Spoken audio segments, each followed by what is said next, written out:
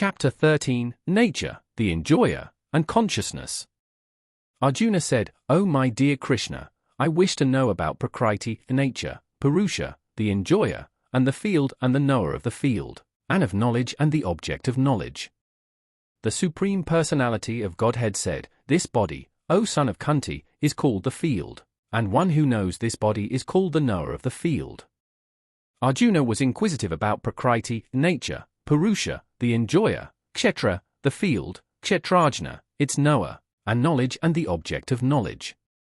When he inquired about all these, Krishna said that this body is called the field and that one who knows this body is called the knower of the field. This body is the field of activity for the conditioned soul. The conditioned soul is entrapped in material existence, and he attempts to lord it over material nature. And so, according to his capacity to dominate material nature, he gets a field of activity. That field of activity is the body. And what is the body? The body is made of senses. The conditioned soul wants to enjoy sense gratification, and, according to his capacity to enjoy sense gratification, he is offered a body, or field of activity. Therefore the body is called Kshetra, the field of activity for the conditioned soul. Now, the person who should not identify himself with the body is called Kshetrajna, the knower of the field. It is not very difficult to understand the difference between the field and its knower, the body and the knower of the body. Any person can consider that from childhood to old age he undergoes so many changes of body and yet is still one person remaining. Thus there is a difference between the knower of the field of activities and the actual field of activities. A living conditioned soul can thus understand that he is different from the body.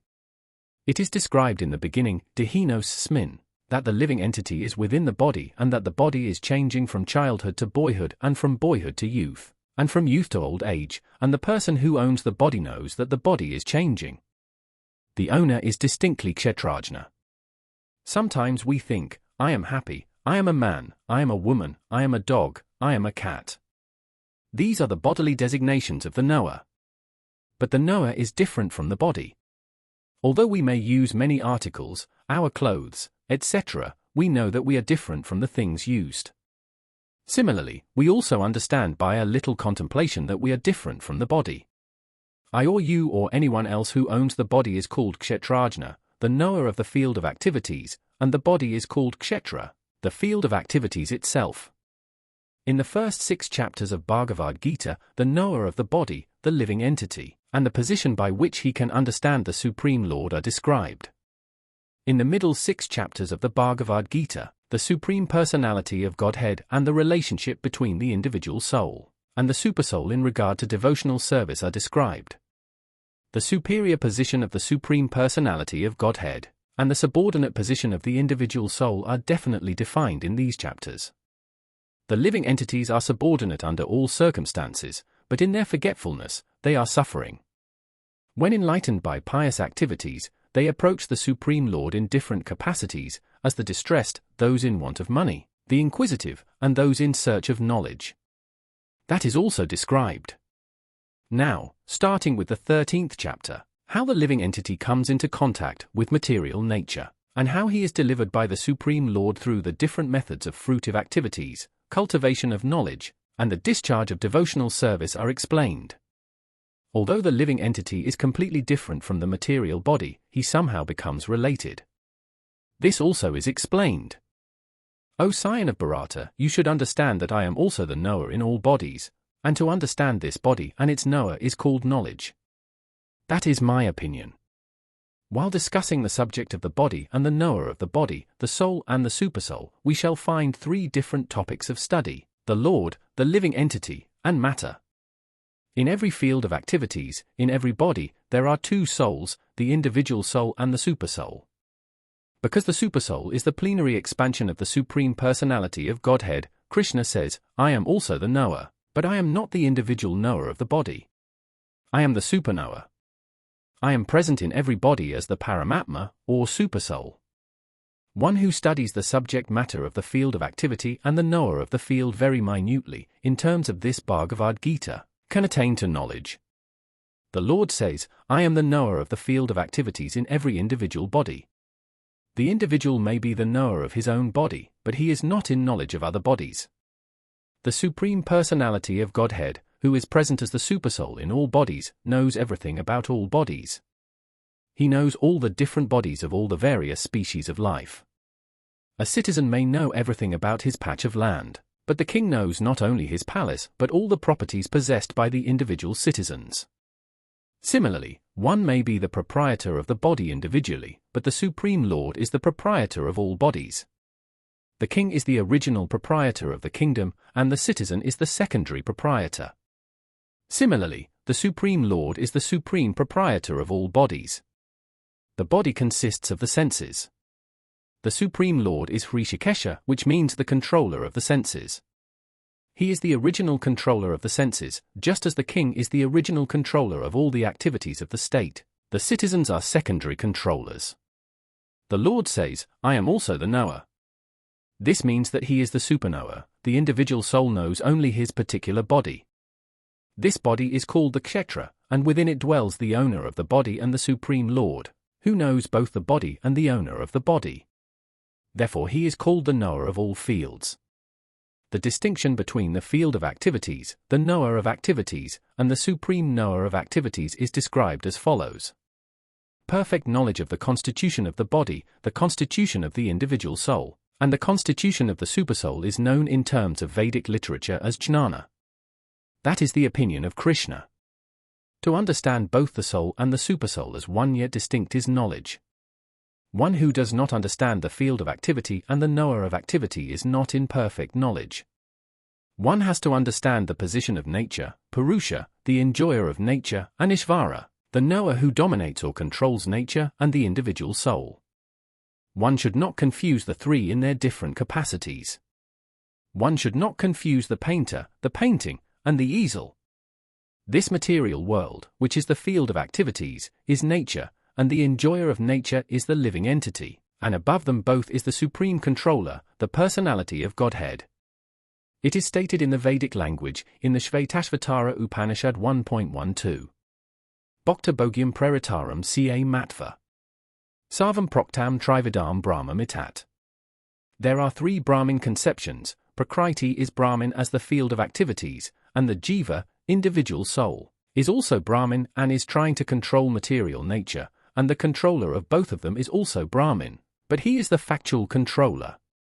In this chapter, it will also be explained that out of the two knowers, one is fallible and the other is infallible. One is superior, and the other is subordinate. One who understands the two knowers of the field to be one and the same contradicts the Supreme Personality of Godhead, who states here very clearly, I am also the knower of the field of activity. One who misunderstands a rope to be a serpent is not in knowledge. There are different kinds of bodies, and there are different owners of the bodies. Because each individual soul has his individual capacity for lording it over material nature, there are different bodies. But the Supreme also is present in them as the controller. The word kshetrajna is significant, for it indicates the total number of bodies. This is the opinion of Srila Baladeva Vidyabhusana. Krishna is the supersoul present in each and every body apart from the individual soul.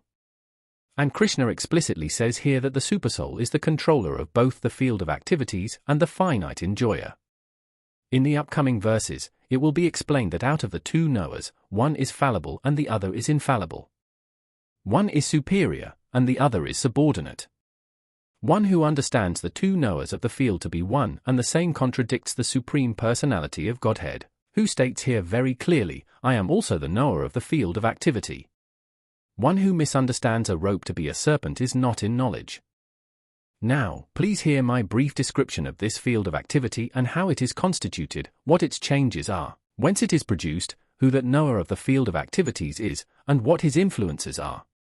The Lord is describing the field of activities and the knower of the field of activities in their constitutional positions.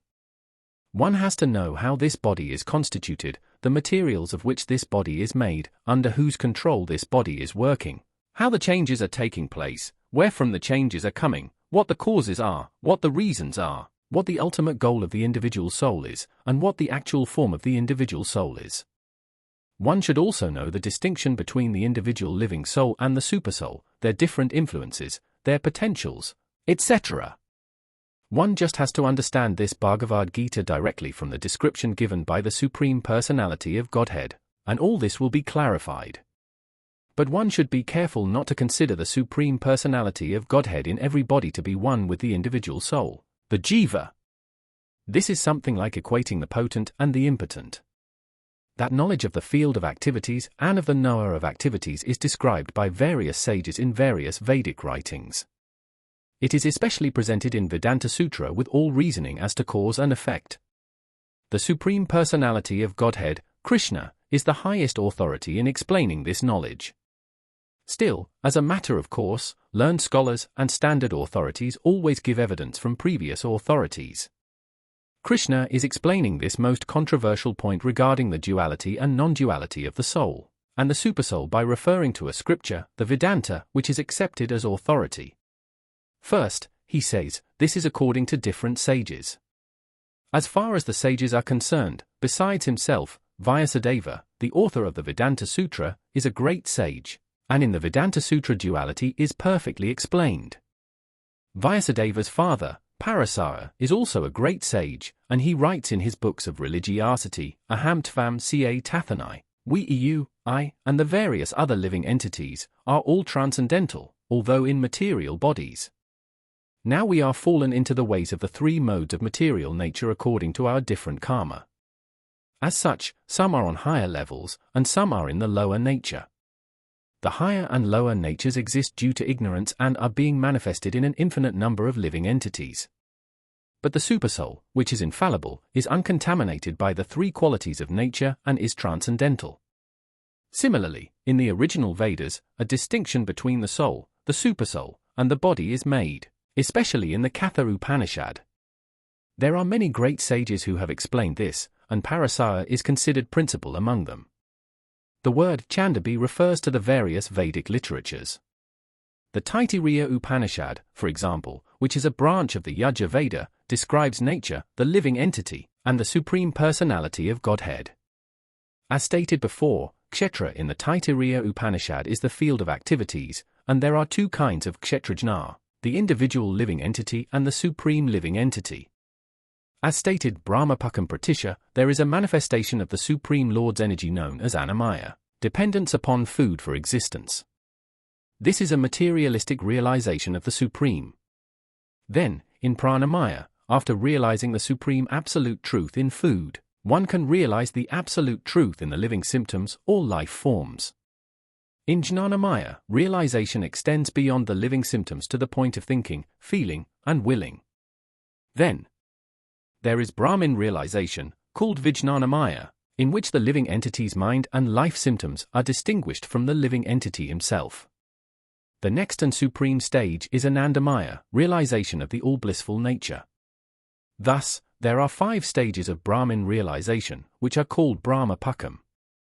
Out of these, the first 3, Annamaya, Pranamaya, and Jnanamaya, involve the fields of activities of the living entities.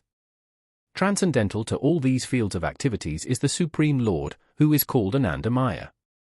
The Vedanta Sutra also describes the Supreme by saying, Anandamayo Bhyasat, the Supreme Personality of Godhead is by nature full of joy. To enjoy his transcendental bliss, he expands into Vijnanamaya, Pranamaya, Jnanamaya, and Annamaya. In the field of activities, the living entity is considered to be the enjoyer, and different from him is the Anandamaya. That means that if the living entity decides to enjoy in dovetailing himself with the Anandamaya, then he becomes perfect. This is the real picture of the Supreme Lord as the supreme knower of the field, the living entity as the subordinate knower, and the nature of the field of activities. One has to search for this truth in the Vedanta Sutra or Brahma Sutra. It is mentioned here that the codes of the Brahma Sutra are very nicely arranged according to cause and effect. Some of the sutras, or aphorisms, are Navyadakruta and Natmakruta, and Parat-tu Tatruta. The first aphorism indicates the field of activities, the second indicates the living entity, and the third indicates the Supreme Lord, the summum bonum among all the manifestations of various entities. The 5 great elements, false ego, intelligence, the unmanifested, the 10 senses and the mind, the 5 sense objects, desire, hatred, happiness, distress, the aggregate, the life symptoms, and convictions, All these are considered, in summary, to be the field of activities and its interactions. From all the authoritative statements of the great sages, the Vedic hymns, and the aphorisms of the Vedanta Sutra, the components of this world can be understood as follows. First, there are earth, water, fire, air, and ether. These are the 5 great elements, Mahabhuta. Then there are false ego, intelligence, and the unmanifested stage of the 3 modes of nature. Then there are 5 senses for acquiring knowledge, the eyes, ears, nose, tongue, and skin. Then 5 working senses, voice, legs, hands, anus, and genitals. Then, above the senses, there is the mind, which is within and which can be called the sense within. Therefore, including the mind, there are 11 senses altogether. Then there are the 5 objects of the senses, smell, taste, form, touch, and sound. Now the aggregate of these 24 elements is called the field of activity. If one makes an analytical study of these 24 subjects, then he can very well understand the field of activity. Then there are desire, hatred, happiness, and distress, which are interactions, representations of the 5 great elements in the gross body. The living symptoms, represented by consciousness and conviction, are the manifestation of the subtle body, mind, ego, and intelligence. These subtle elements are included within the field of activities. The 5 great elements are a gross representation of the false ego, which in turn represents the primal stage of false ego, technically called the materialistic conception or tamasa buddhi, intelligence in ignorance. This, further, represents the unmanifested stage of the 3 modes of material nature. The unmanifested modes of material nature are called pradhana. One who desires to know the 24 elements in detail along with their interactions should study the philosophy in more detail. In Bhagavad Gita, a summary only is given. The body is the representation of all these factors, and there are changes in the body, which are 6 in number. The body is born, it grows, it stays, it produces byproducts, then it begins to decay, and at the last stage, it vanishes. Therefore, the field is a non-permanent material thing. However, the Kshetrajna, the knower of the field, its proprietor, is different. Humility, pridelessness, non-violence, tolerance, simplicity, approaching a bona fide spiritual master, cleanliness, steadiness, self-control, renunciation of the objects of sense gratification, absence of false ego, the perception of the evil of birth, death, old age, and disease, detachment, freedom from entanglement with children, wife, home, and the rest, even-mindedness amid pleasant and unpleasant events, constant and unalloyed devotion to me, aspiring to live in a solitary place. Detachment from the general mass of people, accepting the importance of self-realization, and philosophical search for the absolute truth, all these I declare to be knowledge, and besides this, whatever there may be is ignorance. This process of knowledge is sometimes misunderstood by less intelligent men as being the interaction of the field of activity. But actually, this is the real process of knowledge. If one accepts this process, then the possibility of approaching the absolute truth exists. This is not the interaction of the 24 elements, as described before. This is actually the means to get out of the entanglement of those elements. The embodied soul is entrapped by the body, which is a casing made of the 24 elements, and the process of knowledge as described here is the means to get out of it. Of all the descriptions of the process of knowledge, the most important point is described in the first line of the 11th verse. Mei kananyogana bhakti avyabhakari, the process of knowledge terminates in unalloyed devotional service to the Lord. So if one does not approach, or is not able to approach, the transcendental service of the Lord, then the other 19 items are of no particular value. But if one takes to devotional service in full Kanaya consciousness, the other 19 items automatically develop within him. As stated in Srimad Bhagavatam, Yasyasti Bhaktir Bhagavati Akinkana Saver Gyais Tatra Samasate Sarau. All the good qualities of knowledge develop in one who has attained the stage of devotional service. The principle of accepting a spiritual master, as mentioned in the 8th verse, is essential. Even for one who takes to devotional service, it is most important. Transcendental life begins when one accepts a bona fide spiritual master. The Supreme Personality of Godhead, Sri Kanaya, clearly states here that this process of knowledge is the actual path. Anything speculated beyond this is nonsense. As for the knowledge outlined here, the items may be analyzed as follows. Humility means that one should not be anxious to have the satisfaction of being honored by others. The material conception of life makes us very eager to receive honor from others, but from the point of view of a man in perfect knowledge, who knows that he is not this body, anything, honor or dishonor, pertaining to this body is useless. One should not be hankering after this material deception. People are very anxious to be famous for their religion, and consequently, sometimes it is found that without understanding the principles of religion, one enters into some group that is not actually following religious principles and then wants to advertise himself as a religious mentor. As for actual advancement in spiritual science, one should have a test to see how far he is progressing. He can judge by these items. Non-violence is generally taken to mean not killing or destroying the body, but actually, non-violence means not putting others into distress. People in general are trapped by ignorance in the material concept of life, and they perpetually suffer material pains. So unless one elevates people to spiritual knowledge, one is practicing violence. One should try his best to distribute real knowledge to the people so that they may become enlightened and leave this material entanglement. That is non-violence. Tolerance means that one should be practiced to bear insult and dishonor from others. If one is engaged in the advancement of spiritual knowledge, there will be so many insults and much dishonor from others. This is expected because material nature is so constituted.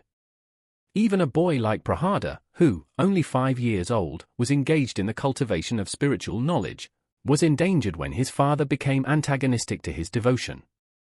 The father tried to kill him in so many ways, but Prahlada tolerated him. So there may be many impediments to making advancement in spiritual knowledge, but we should be tolerant and continue our progress with determination. Simplicity means that without diplomacy, one should be so straightforward that he can disclose the real truth even to an enemy. As for acceptance of the spiritual master, that is essential because without the instruction of a bona fide spiritual master, one cannot progress in the spiritual science. One should approach the spiritual master with all humility, and offer him all services so that he will be pleased to bestow his blessings upon the disciple.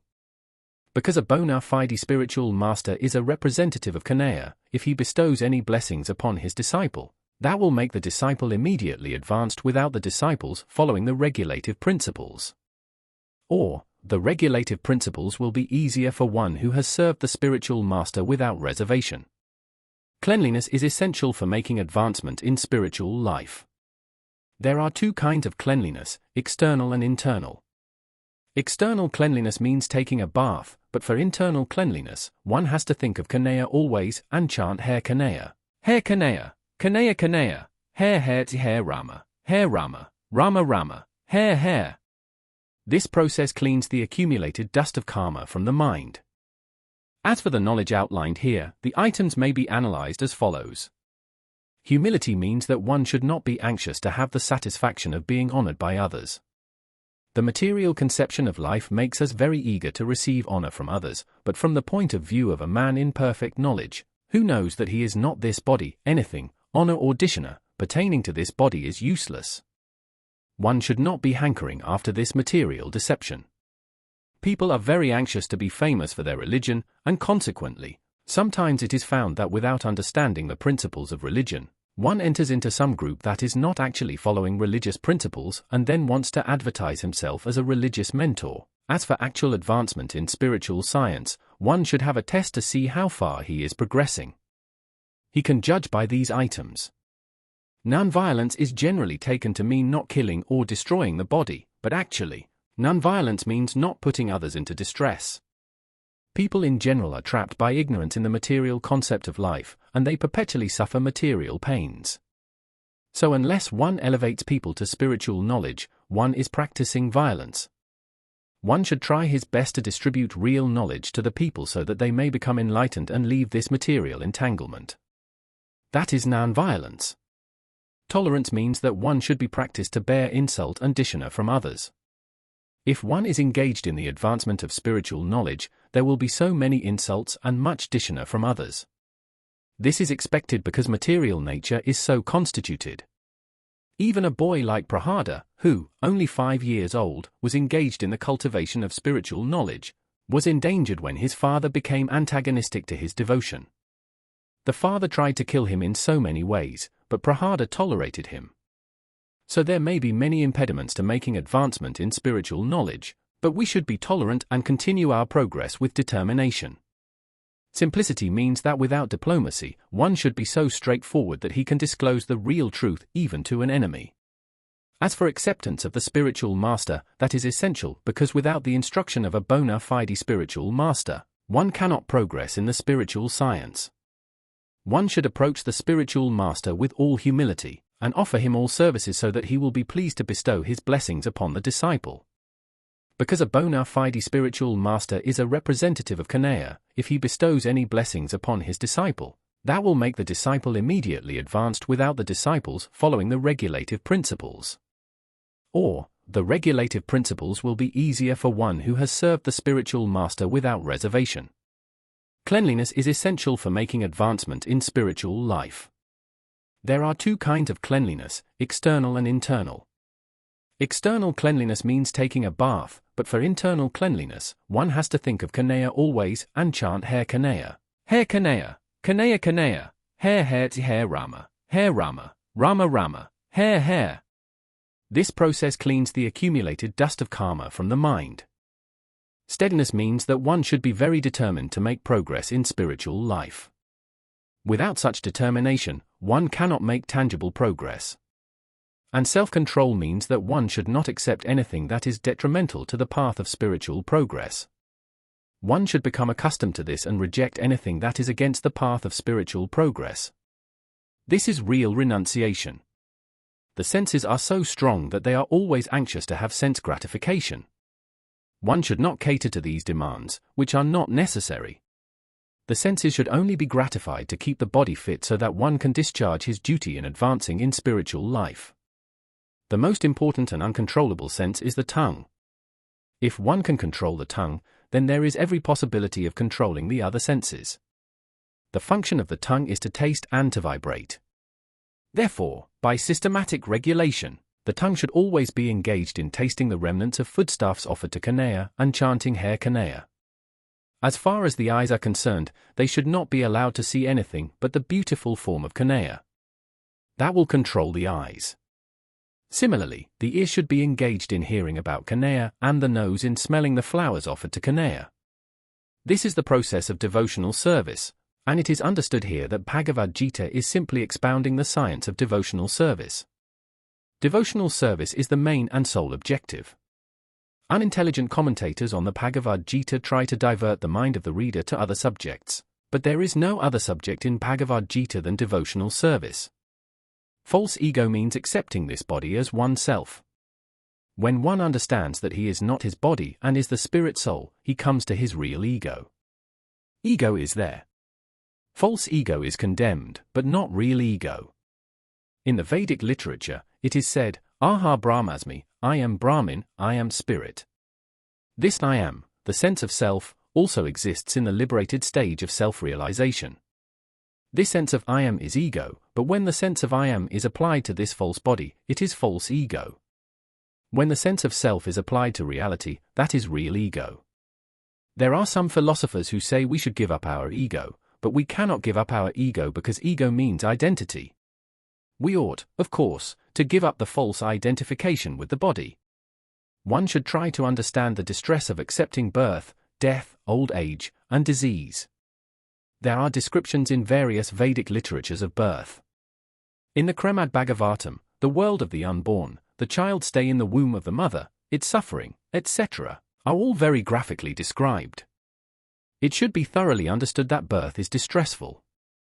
Because we forget how much distress we have suffered within the womb of the mother, we do not make any solution to the repetition of birth and death. Similarly, at the time of death, there are all kinds of sufferings, and they are also mentioned in the authoritative scriptures.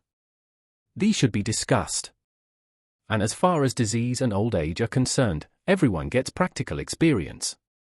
No one wants to be diseased, and no one wants to become old, but there is no avoiding these.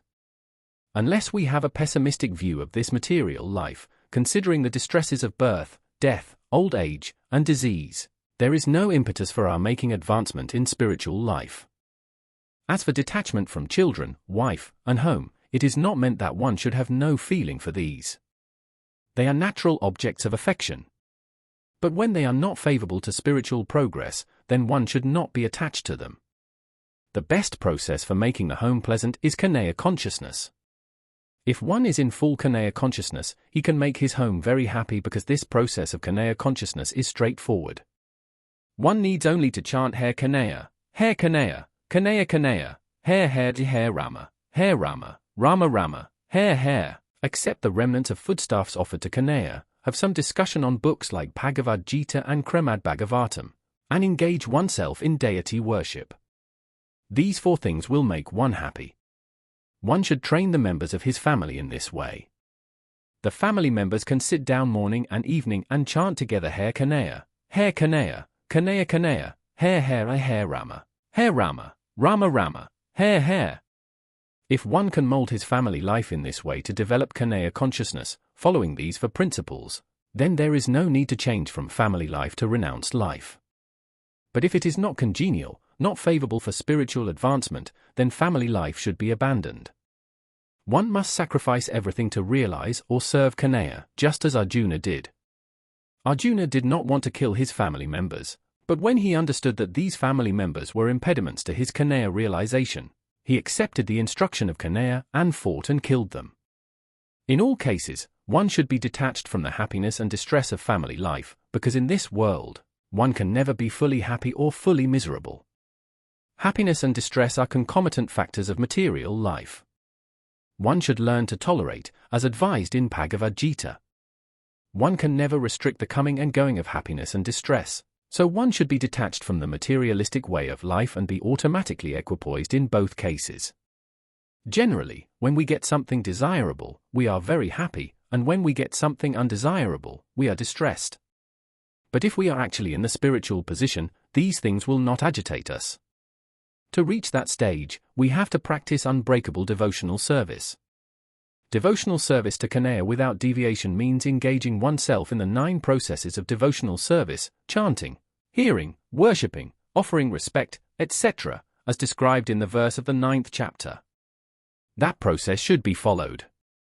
Naturally, when one is adapted to the spiritual way of life, he will not want to mix with materialistic men. That would go against his grain. One may test himself by seeing how far he is inclined to live in a solitary place, without unwanted association. Naturally, a devotee has no taste for unnecessary sporting or cinema-going or enjoying some social function, because he understands that these are simply a waste of time. There are many research scholars and philosophers who study sex life or some other subject, but according to Bhagavad Gita, such research work and philosophical speculation have no value. That is more or less nonsensical. According to Bhagavad Gita, one should make research, by philosophical discretion, into the nature of the soul. One should make research to understand the self. That is recommended.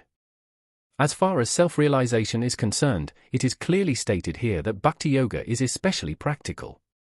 As soon as there is a question of devotion, one must consider the relationship between the supersoul and the individual soul. The individual soul and the supersoul cannot be one, at least not in the bhakti conception, the devotional conception of life. This service of the individual soul to the Supreme Soul is eternal, nityam, as it is clearly stated. So bhakti, or devotional service, is eternal. One should be established in that philosophical conviction. I will now explain the knowable, by knowing which you will taste the eternal. Brahmin, the spirit, is beginningless and subordinate to me, lying beyond the cause and effect of this material world. The Lord has elucidated the field of activities and the knower of the field, as well as the process of understanding the knower of the field of activities. Now, he proceeds to explain the knowable, first the soul, and then the supersoul. Through knowledge of the knower, encompassing both the soul and the supersoul, one can relish the nectar of life. As clarified in the 2nd chapter, the living entity is eternal, a fact reiterated here. There is no specific date of birth for the Jivatma, nor can anyone trace the history of its manifestation from the Supreme Lord. Therefore, it is considered beginningless. The Vedic literature affirms this, na jayat mriyat va vipachit, kvitakvatara upaninad. The knower of the body is neither born nor dies, he is full of knowledge. The Supreme Lord, as the Supersoul, is also described in Vedic literature as the chief knower of the body and the master of the three modes of material nature. In the Kauha Upanishad, it is stated, Dasabhuto hara eva nanyasviva kardakana. The living entities are eternally in the service of the Supreme Lord, a concept further confirmed by Lord Caitanya in his teachings. Therefore, when the term Brahmin is applied to the living entity, it signifies Vijnana Brahma, distinct from Ananda Brahma, which refers to the Supreme Brahmin, the personality of Godhead. The Supersoul is the original source of all senses, yet he is without senses. He is unattached, although he is the maintainer of all living beings. He transcends the modes of nature, and at the same time, he is the master of all the modes of material nature. The Supreme Lord, although the source of all the senses of the living entities, doesn't have material senses like they do. The individual souls have spiritual senses, but in conditioned life, they are covered with material elements. Therefore, sense activities are exhibited through matter. The Supreme Lord's senses are not so covered. His senses are transcendental and are therefore called nirgua. Guas means the material modes, but his senses are without material covering. It should be understood that his senses are not exactly like ours. Although he is the source of all our sensory activities, he has his transcendental senses, which are uncontaminated. This is very nicely explained in the Vetvatara Upanishad 3.19 in the verse Kpido Javano Grat. The Supreme Personality of Godhead has no hands that are materially contaminated, but he has his hands and accepts whatever sacrifice is offered to him. That is the distinction between the conditioned soul and the Supersoul. He has no material eyes, but he has eyes, otherwise, how could he see? He sees everything, past, present, and future. He lives within the heart of the living being, and he knows what we have done in the past, what we are doing now, and what is awaiting us in the future. He knows everything, but the Lord is not impersonal, he has his eyes, legs, hands, and everything else. However, his hands, legs, eyes, and senses are not contaminated by material nature. Bhagavad Gita with Macron also confirms that when the Lord appears, he appears as he is, by his internal potency. He is not contaminated by material energy because he is the Lord of material energy. In the Vedic literature, we find that his whole embodiment is spiritual. He is full of all opulence. He is the proprietor of all wealth and the owner of all energy. He is the most intelligent and is full of knowledge. These are some of the symptoms of the Supreme Personality of Godhead. He is the maintainer of all living entities and the witness of all activity. As far as we can understand from Vedic literature, the Supreme Lord is always transcendental. Although we do not see his head, face, hands, or legs, he has them, and when we are elevated to the transcendental situation, we can see the Lord's form. Due to materially contaminated senses, we cannot see his form. Therefore, the impersonalists, still materially affected, cannot understand the personality of Godhead. The Supreme Truth exists outside and inside all living beings, both the moving and the non-moving. Due to his subtlety, he transcends the power of material senses to see or know. Despite being far away, he is also immanently close to all. In Vedic literature, it is comprehended that Nraya, the Supreme Person, resides both outside and inside each living entity, encompassing both the spiritual and material realms. Although seemingly distant, he is intricately near to us, as proclaimed in Vedic statements. Asino dura vrajati seno iti savata, Kauha Upanishad 1 February 21. Due to his perpetual engagement in transcendental bliss, we struggle to fathom how he enjoys his complete opulence. Our material senses are incapable of comprehending him. Hence, Vedic language affirms that the material mind and senses are inadequate for understanding him. However, one who purifies their mind and senses through Ka consciousness in devotional service can constantly perceive him. Brahma Sahit confirms that a devotee, having cultivated love for the Supreme God, can behold him ceaselessly. Bhagavad Gita with Macron 11.54 further emphasizes that he can be seen and understood exclusively through devotional service. Though the Supersoul may seem divided among all beings, he is never fragmented, he remains undivided. Despite being the sustainer of every living entity, it should be recognized that he both consumes and fosters all. The Lord, as the Supersoul, dwells in every heart. Does this imply division? No, he is fundamentally one. The analogy of the sun illustrates this point. At the meridian, the sun occupies its place. Yet if one travels in any direction for 5,000 miles and inquires, "Where is the sun?" everyone will attest to its presence shining on their heads. This Vedic analogy illustrates that although undivided, the Supersoul appears as if divided. Additionally, Vedic literature asserts that one Vayu is omnipresent through his omnipotence, akin to the sun appearing in various locations to different observers. Furthermore, despite being the sustainer of all living entities, he consumes everything during annihilation. This aligns with his declaration in the 11th chapter, where he disclosed coming to devour all the warriors at Kurukshetra and reiterated that, in the form of time, he is the devourer. He is the annihilator, the ender of all. During creation, he manifests all from their original state, and at annihilation, he engulfs everything.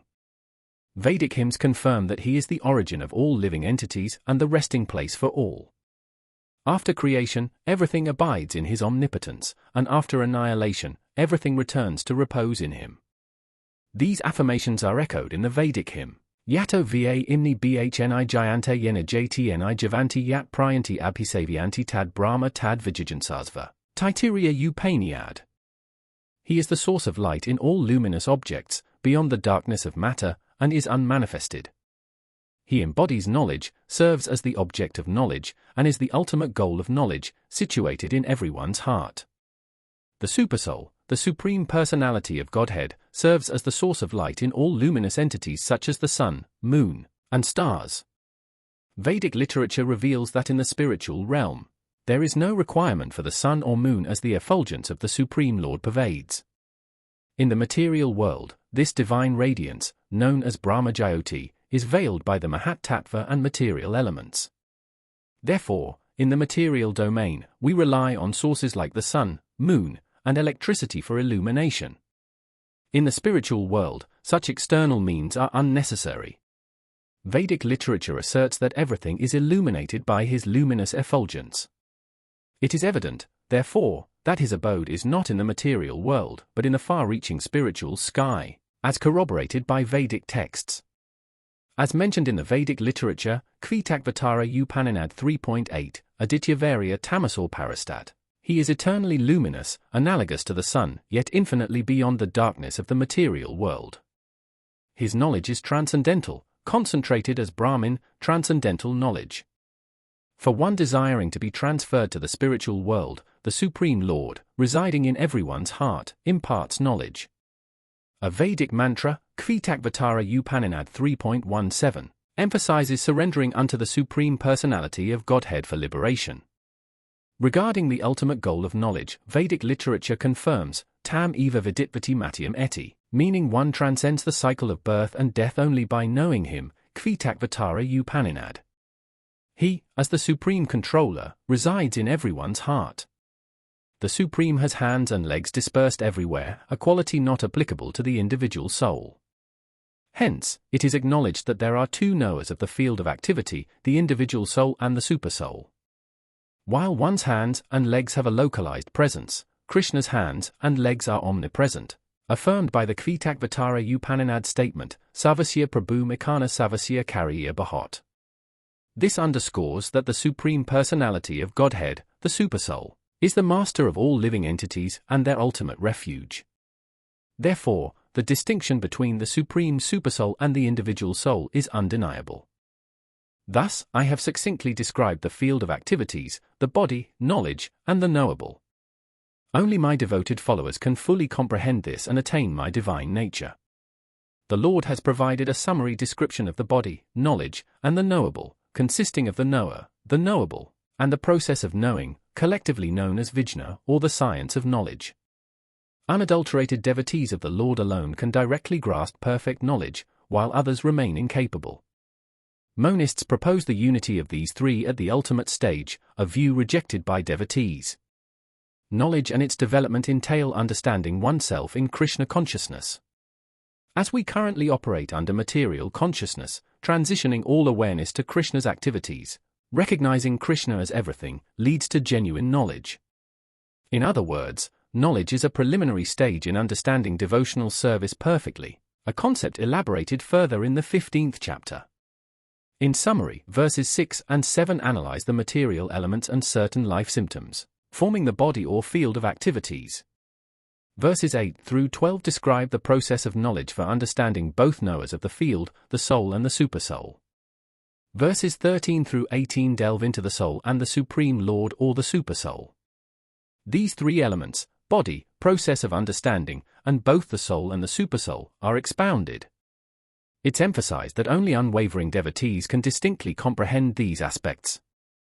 Bhagavad Gita with Macron is fully beneficial for such devotees, enabling them to achieve the supreme goal, the nature of the Supreme Lord, Krishna. In other words, only devotees, and not others, can grasp Bhagavad Gita with Macron and derive the desired result. Material nature and living entities are to be understood as beginningless. Their transformations and the modes of matter are products of material nature. The knowledge presented in this chapter facilitates understanding the body, the field of activities, and the knowers of the body, the individual soul and the supersoul. The body is the field of activity, composed of material nature. The embodied individual soul, enjoying the body's activities, is the purua or the living entity, one knower, while the supersoul is the other. Both the supersoul and the individual entity are distinct manifestations of the Supreme Personality of Godhead. The living entity belongs to his energy, while the supersoul is part of his personal expansion. Both material nature and living entities are eternal, existing before this cosmos manifested. Material nature was absorbed in Mahavayu, the Supreme Personality of Godhead, and manifested through the Mahat-tattva when needed. Similarly, living entities are also within him, and due to their rebellious nature, they are conditioned within material nature. The origin of their contact with material nature may vary, but the Supreme Personality of Godhead knows the reasons behind it. The struggle for existence faced by those attracted to material nature is acknowledged in the scriptures. Transformation and influence of material nature, mediated by the three modes, are products of material nature. All transformations and diversities concerning living entities are a result of the body. Spiritually, living entities are identical, but in material nature, they engage in different sensual pleasures, desiring specific bodies. In different bodies, they experience varied happiness and distress, with such experiences attributed to the body rather than the true self. The relationship between body and senses is clarified, where material nature provides the sum total of body and instrument, senses.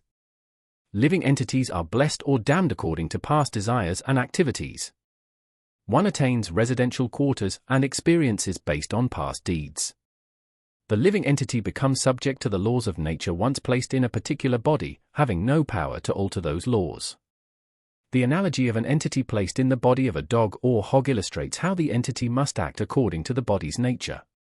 Regardless of the specific body, the supersoul always accompanies the individual soul, as affirmed in the Vedas. Muaka Upanishad 3.1.1 DVA with Macron Super Sayuj Sakya, signifying the Supreme Lord's constant presence as the supersoul or Paramtam.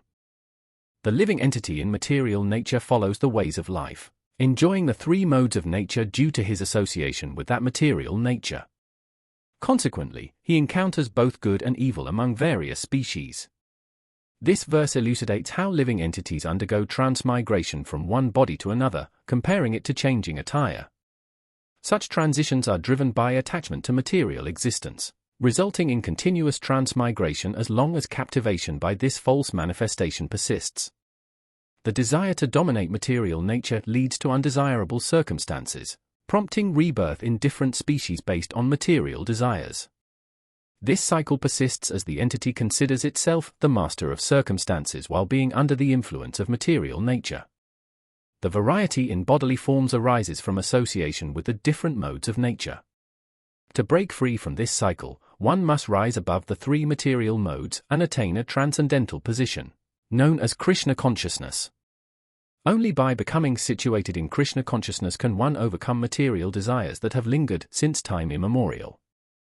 This shift in conception can only be achieved through hearing from authoritative sources, as exemplified by Arjuna hearing the science of God from Krishna.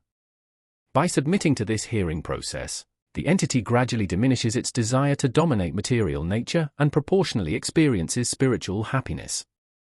Vedic mantras affirm that as one becomes learned in association with the Supreme Personality of Godhead, they increasingly relish eternal blissful life. In the subsequent verse, text 23, it is stated that within the body, there exists a transcendental enjoyer, the Supersoul or Paramatma. This Supersoul, always accompanying the individual soul, is the representation of the Supreme Lord. Unlike ordinary living entities, the Supersoul is not an ordinary being but is transcendental. While the individual soul enjoys specific activities within a limited field, the Supersoul acts as a witness, overseer, permitter, and supreme enjoyer. The Paramatma, present everywhere, has legs and hands everywhere, distinct from the individual soul. The Paramatma, as the Supreme Lord, sanctions the individual soul's desire for material enjoyment. The individual soul is the sustained, bhukta, and the Supersoul is the maintainer, bhokta. Despite the individual soul's tendency to act independently and dominate nature, the Supersoul remains as a friend, guiding the soul to return to the spiritual energy. The Lord continually instructs from within and without, urging the soul to relinquish material pursuits and turn towards spiritual life for eternal happiness and knowledge. One who comprehends the philosophy concerning material nature, the living entity, and the interaction of the modes of nature is certain to attain liberation. Regardless of his present position, he will not take birth here again. A clear understanding of material nature, the Supersoul, the individual soul, and their interrelation makes one eligible for liberation. Such a person can turn to the spiritual atmosphere without being compelled to return to material nature. This liberation is the result of knowledge. The purpose of knowledge is to distinctly understand that the living entity has, by chance, fallen into this material existence. Through personal endeavor and association with authorities, saintly individuals, and a spiritual master, one must comprehend their position, and then revert to spiritual consciousness or Krishna consciousness by understanding Bhagavad Gita as explained by the personality of Godhead. This ensures that the individual will never return to this material existence, and will be transferred into the spiritual world for a blissful eternal life of knowledge. The verse further explains that individuals may perceive the Supersoul within themselves through meditation, cultivation of knowledge, or working without fruit of desires. The conditioned souls fall into two classes concerning self-realization: atheists, agnostics, and skeptics, and introspective devotees, philosophers, and workers who have renounced fruitive results.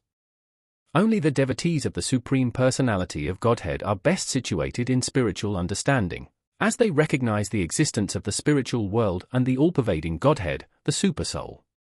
Some strive to understand the Supreme Absolute Truth through knowledge, gradually progressing to the standard of devotional service in Krishna consciousness.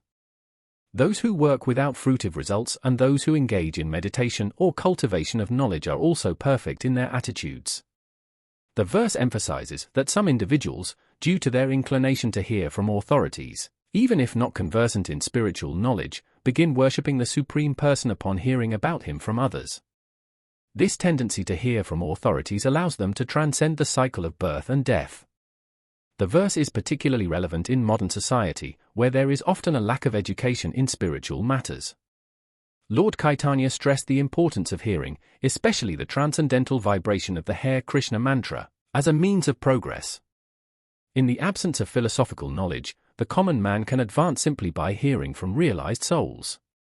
Lord Caitanya advised taking shelter of a pure devotee, hearing from them, and gradually following in their footsteps to be elevated to the position of a pure devotee. The process of hearing, particularly from authoritative sources, is strongly recommended for transcending material existence and returning to Godhead.